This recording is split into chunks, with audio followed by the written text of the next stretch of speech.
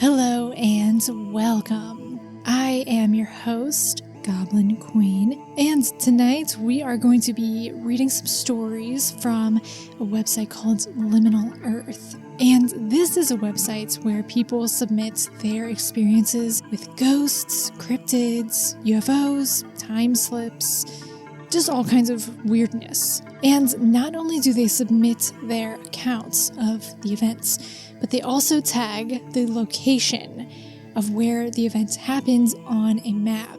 So, in this series that I do reading stories from Liminal Earth, I read the story, and then if you're watching the video on YouTube, I will also show Street View on Google Maps of where the event took place. So, it can be kind of interesting to see the location as the story's unfolding, and sometimes they are some really, really beautiful and unique locations all across the world. And then in between stories, if there's any additional kind of topics like folklore or local legends or anything that we need to dig into more deeply, then that is what we will do.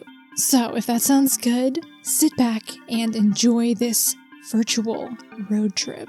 Don't worry, Goblin's at the wheel, so you just kick your seat back, adjust the heat, the air, get a little blanket, get cozy, and let's dive right in.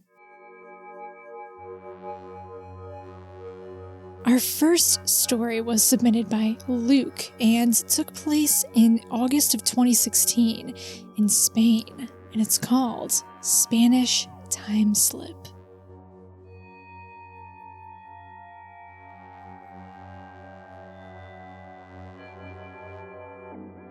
This happened to me when I was younger, around the age of 14 or 15. I was on holiday with my parents and sister and was staying in an apartment for a couple weeks. This was a regular thing we would do every 2 or 3 years, so it was my second time staying in this place specifically, but I had been here a bunch of times before, so I was familiar with the town itself.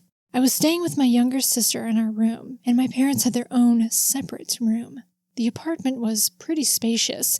It had a kitchen and nice living area, and then the 2 rooms and a bathroom. Nothing about the place was unsettling at all. It actually felt nice and like a home away from home. This happened at night, when me and my sister were in our room in bed. She was already asleep, and I'm pretty sure I was watching something on my phone. I like to stay up late most nights and go to sleep when everyone else is already asleep, and this night was no different.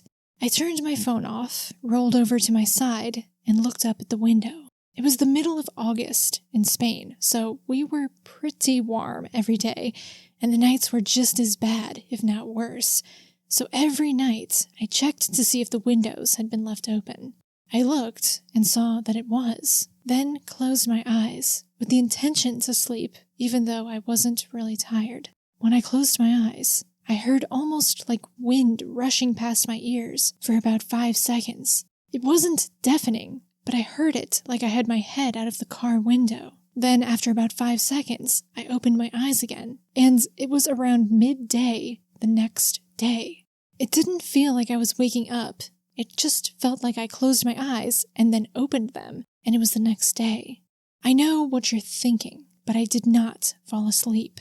It didn't feel like I had when I closed my eyes or when I opened them. I almost always dream when I sleep, and this was just a couple of seconds of darkness with that weird sound.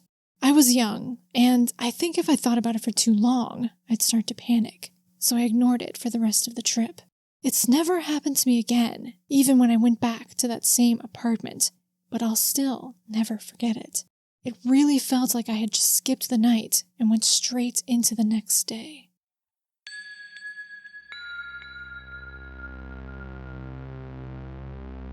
Alright, so I've actually had this happen before. I can't remember the exact instances of when it happened or how long ago it was. It's been a long time since it's happened. But I remember having this experience where I went to sleep and then it really felt like I just blinked and it was the next morning. And it was such a weird feeling. I remember feeling like I had just blinked And it's possible that I just had fallen asleep, but it was such a weird feeling. It was very like they described. It didn't feel like I had slept at all. I also dream very vividly. Sometimes I dream a little too much. I feel like I don't get enough rest. I dream so much. And I didn't feel like I got any rest those times when I just blinked and I had slept the whole night away. I've had that happen once or twice. So I don't know what that is. Is that just a weird night of sleep that rushes by? Very weird, but yeah, not a pleasant experience unless you really don't like sleeping, I guess. You know, they did have the weird sound of the wind rushing. That is something that does kind of make you think that it was a time slip, because sounds like that are so often said to predecess time slips and things like that. I definitely don't remember anything like that in my experience. So, that is how we are starting off the night. We're going to stay in Europe for now. Next, we're going to travel over to France and read this story. This isn't a first-hand account. It's kind of a bit of history or legend. It's kind of hard to say. We'll see. But it was submitted by AT, and it's called Haunted Castle. This castle is well known in France to be haunted by the spirit of a young lady named Lucy. There are a lot of paranormal explorers who go there expecting to see her apparition. There are a lot of haunted castles and local legends in Auvergne, like the well-known Bête du Gévaudan, or the Beast of Gévaudan. So, it's not really a surprise to see paranormal activities there, but since it is hard to talk about that kind of thing in France, I wanted to share it on this site, hoping other French people will see it.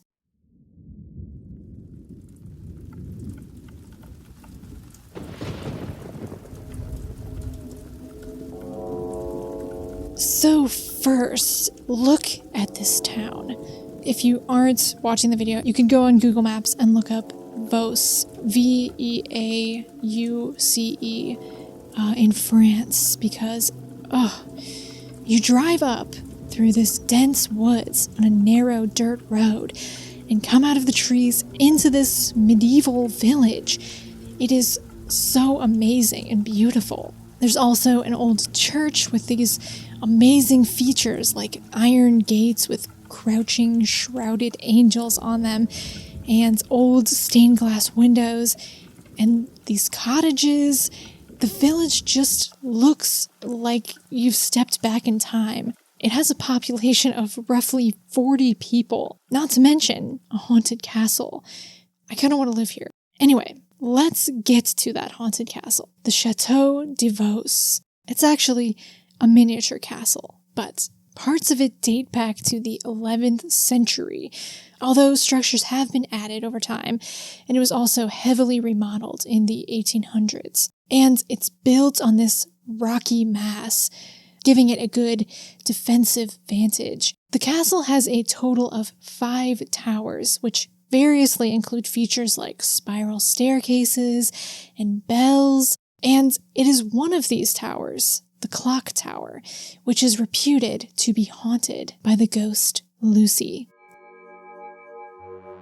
Lucy was said to be a servant girl who was hired on at the castle in 1559 at the age of 18 or 19. The Baron at the time, Guy de Daon, took an immediate attraction to the young, beautiful servant, and she quickly became his mistress. His wife, Lady Jacqueline de Lafayette, was, naturally, none too happy about this. So, when the Baron left on a long stint to attend to the matters of war, the Lady Jacqueline threw Lucy in the clock tower prison. Here, she was exposed to the elements and in full view of the onlooking villagers, who were powerless to help her. In time, young Lucy died, frozen, hungry, and terrified in the clock tower. And that was all that was said of her. That's kind of where the story ends. You don't hear about what happened when the Baron got back or anything further until reports started coming in about a ghostly figure in white who would appear walking the castle grounds around the stroke of midnight on moonlit nights. Legend serves Lucy perished under the light of a full moon. The first written report of her apparition comes from the 17th century, but her legend lives on to this day under the moniker La Dame Blanche de Vos, or the White Lady of Vos. Very spooky, very classic castle ghost story, although quite tragic if it is historically accurate. Definitely want to thank AT for submitting that story to Liminal Earth and getting it out to people, because that's a very interesting piece of legend, and I never would have known about this beautiful village of Vos. So that was definitely a treat in itself. Alright, next we will be hopping over to the United States, because our next story takes place in North Dakota, and this was submitted by Shane. It's called Memorial Bridge Portal. This happened June 12th, 2019 at 3:30 p.m. My daughter, 15 years old, myself, and a friend of mine were traveling across the Memorial Bridge on our way to Mandan, North Dakota. As we reached the center of the bridge, my friend and my daughter were looking north out over the bridge and suddenly told me to look at that. There was a bright white light hovering midair, pretty much lined up with the bridge, about half a city block out from the bridge itself. This light was roughly 5 feet in circumference, and as our attention was directed at it, it started opening up in the center. My first thought was, oh my god, that's a wormhole, a dimensional portal. It kept spinning and expanding until it opened up roughly 4 times its size. The center was a cloudy spiral-looking thing that had squiggly lines that extended from the center to the edge of it. They started out sort of looking like lightning bolts and straightened out until they resembled bicycle spokes. It held this shape for roughly 5 seconds till it started closing back in on itself until it was the same size that it had been when we first noticed it. It then held that size for a second, then blinked out on itself. I quickly looked around for other cars on the bridge and was shocked to see that we were the only ones who had slowed down enough and were watching this thing. We pulled off the bridge and parked underneath it, waiting for about half an hour, scanning the area, hoping we would see it again. When we got under the bridge, we noticed no boats on the river, nobody flying kites or fishing off of the banks of the river. We saw no one else who could have witnessed this strange thing. But we all did draw and document what we saw, not comparing notes until after each of us were done, so as not to influence the other person's writing. And everyone's drawing and description was the exact same, minus my daughter's depiction, which had an odd additional feature. She claims she saw Roman numeral type lettering on the outer edge of the object, and she drew this in her depiction. Neither my friend or myself saw this. I included all of our drawings and whatnot that we did as we sat under the bridge immediately after this encounter. All of our car windows were down when this occurred, and nobody heard any noise associated with it or smell. They mentioned at the end there that they included their drawings and observations that they did of whatever they saw, but there weren't any drawings on the website. So, unfortunately, I guess they don't seem to be included, but I would have liked to have seen those.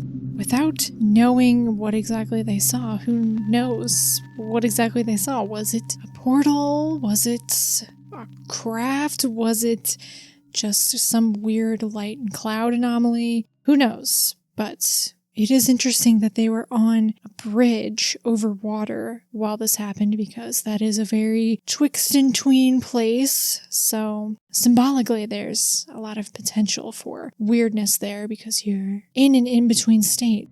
Got a little short one next. This one took place in Texas in July of 2005. This was submitted by Stacy, and it's called Enormous Raven.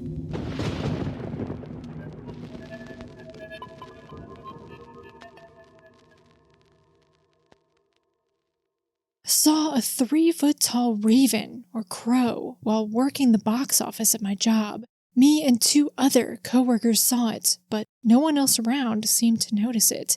It was about 100 feet in front of us on the patio of our establishment. We even asked the people walking by if they saw it, but they didn't. No one believes us.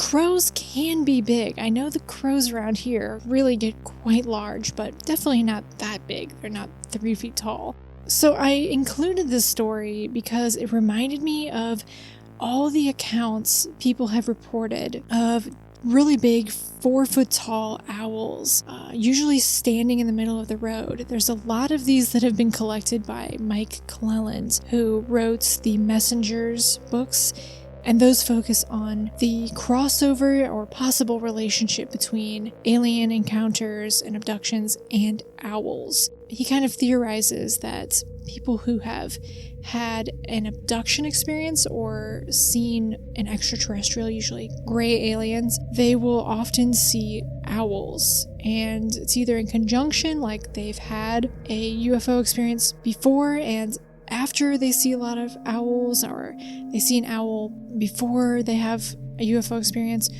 or even that owls are a masking of an abduction. It's called a screen memory, and basically whoever's doing the abduction, the extraterrestrial or whatever, kind of masks itself with a different image so that it doesn't scare the shit out of you, I guess. So an owl bears some physical similarity to what people describe gray aliens looking like. At least the eyes, the big black eyes. And, owls do have that otherworldly presence. I did a video about this subject if you're curious. So in the Messengers book, there are a lot of people who say they were driving at night and they saw a 4-foot-tall owl standing in the middle of the road, which is very unusual in itself. And so the idea, I guess, is that maybe what they saw really wasn't an owl. It just made itself appear as an owl, perhaps, or there was some kind of psychological screening. Anyway, very interesting. This reminded me of that. I wonder if Mike Cleland has received any giant crow stories in the same vein, because I know he said he's received a lot of deer stories as well. And crows and ravens have such a deep and varied relationship with superstition and legend and lore, and they're just amazing animals. So intelligent. Big fan of crows. Okay, let's read our next story. This one was submitted by Pineal Glandiator. That's a fun name. And it took place in Germany. This story is called Haunted Hohenlimburg.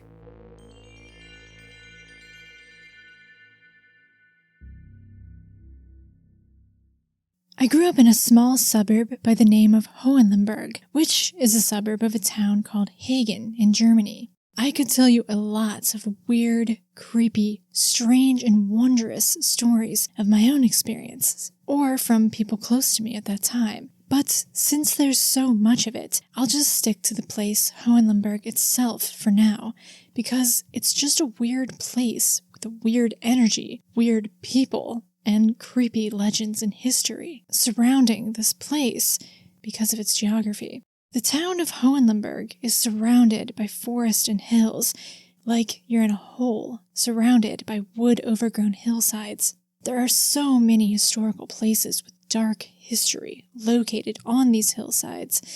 For example, the settlement is said to have started 900 years ago from a site on those hills called Hunenpforte, which translates to English something like the Gate of Giants. Right by the Gate of Giants, there are the ruins of a fortress called Raffenburg. The word berg means fortress, and Raffen is a very medieval term which describes a behavior of being greedy and seeking to possess, as well as hoarding valuables and treasure. The people who lived in that fortress were a bunch of Raubritter, which means robbing knights. They are said to have raided and terrorized the people, especially the ones of noble heritage in the area. The ruins of that fortress are known to be haunted. There are reports of levitating stones, which would suddenly, and with high speed, like projectiles, fly towards people and hit them really hard. This has happened to several people, leaving some with head trauma. The area has, in general, a dark and weird feel to it. There's a tunnel system under the earth, which was an escape corridor from the former fortress. It's 7 kilometers long, but the entrance is a hidden and well-kept secret. Another site located on the hills is Castle Hohenlimburg, which isn't far from Raffenburg. It belonged to a family of nobility, Bentheim von Tecklenburg. They were some of the regular targets of the Ravensburg raids until they managed to find some allies and were able to besiege Ravensburg and end the terror of the raiding wild knights. Castle Hohenlimburg has a museum, which has a really creepy item on display called the Black Hand. The Black Hand is said to have been the hand of a boy who raised his hands against his own mother. This same hand became black and fell off. The hand on display in the museum looks like a burned hand made of charcoal. Of course, the castle has its typical ghostly hauntings, in this case, a white lady who has been seen by several witnesses over time. Another hill site has another famous historical spot. The Gallows of Ray is a very old oak tree. According to tradition, court was held under a linden tree, executions under oak trees. So, on this old oak tree, people used to be executed by hanging. There is a little sign marking the tree, but even before noticing it, if you walk up there looking for the gallows tree, you will recognize it as soon as you see it. It's much smaller than the other oaks around it, has a weird, distorted shape, and it doesn't bear any fruit come season. It has an unwelcoming vibe, to say the least. Located in the center of Hohenlimburg is the quarter Elsie, named after a nun by the name Elsa, who lived in the year 1300 AD in a monastery by a church that is still there to this day. She became pregnant and gave birth in secret and didn't know how to hide the child. So out of fear and desperation, she drowned the baby in the well by the church, which still stands until today. Her apparition is still seen by the well, mourning her child. What a great story to name a town quarter by, right? The town has a lot of mentally ill people, very high drug use, and, in general, a lot of strangeness. So, a lot of awesome stuff in that submission. I tried researching as much as I could of what they referenced, but really came back with basically nothing, besides a few German language Wikipedia pages. But let's just touch on a few of those. The ruins of the fortress with the levitating stones, that, with my obsession in fairy lore, reminded me of Elfshot, which is basically the name that people have for prehistoric arrowheads that are found. But people used to say that the fairies would shoot them between their thumbs and cause grievous damage and death in some cases to people. But it also sounds like a lot of poltergeist reports too, right? Kind of throwing stones. I think Bigfoot might be known for throwing stones too. So, the levitating, high-velocity stones was of interest to me. And then the Black Hand that is on display in the castle. I was shocked that there are no photos, really, besides this one miserable image on the Wikipedia page. It's not close up. You can't really see it. So I don't know why there aren't any pictures of it online. Really creepy story, though. I wonder if it's a real hand. So yeah, it was said that a boy raised his hand to his mother, and I think there are different versions on if the hands blackened and fell off by itself because of that, or if it was cut off as punishment for doing that. I didn't even think about it. It's a disembodied hand. I love disembodied hands. That sounds weird. And it is weird, so I'll just leave it at that. The castle also had a white lady. I couldn't find anything about her, but I'm very happy to have another one making appearance tonight. We had our first come up in the haunted castle in France earlier. So the only thing I really did come across was a comment from a Reddit post asking about interesting regional folk creatures and legends, just in general, if anybody had one. And someone mentions Hohenlimburg. This comment says, "My hometown has the largest cave in Germany." Allegedly, a long time ago, a wanderer on his way from Cologne to Hohenlimburg rested at the Ennepe, a river, and met a dwarf. He asked the dwarf what the fastest way to Hohenlimburg was, and he replied, "Through the mountain." The dwarf then gave the wanderer a fox and told him to grab it by its tail. The fox would lead him safely through the cave. That worked well, but an angry giant was awaiting them at the exit. The fox distracted the giant, and the wanderer reached Hohenlimburg unharmed. That's why the fox is my hometown's mascot. that is a great little story. A lot of interesting elements to that. So I think we will go ahead and just squeeze one more story in tonight. These tend to be a little shorter because they are videos, but let's go ahead and read one more. This one took place in Brazil, and it's called The Cat-Eyed Man.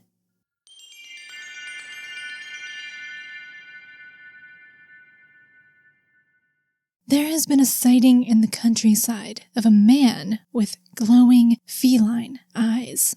One night, around 10 p.m., I was driving along a dirt road to get to a house where a barbecue and a get-together between family members was taking place. It was a short stretch of very winding and potholed road, so it was necessary to drive slowly and carefully. The journey takes around 30 minutes. On one of the straight stretches, a figure of medium height, who appeared to be wearing a suit with a purple bow tie, was illuminated by the headlights. The bright eyes, that resembled those of cats, stood out.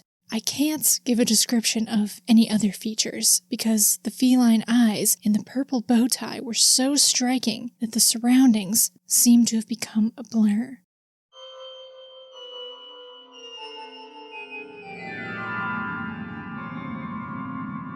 Alright, so that was translated through Google Translate. It was posted in Portuguese, so I'm not sure if I was conveying what was actually written there, but I just really liked that little account.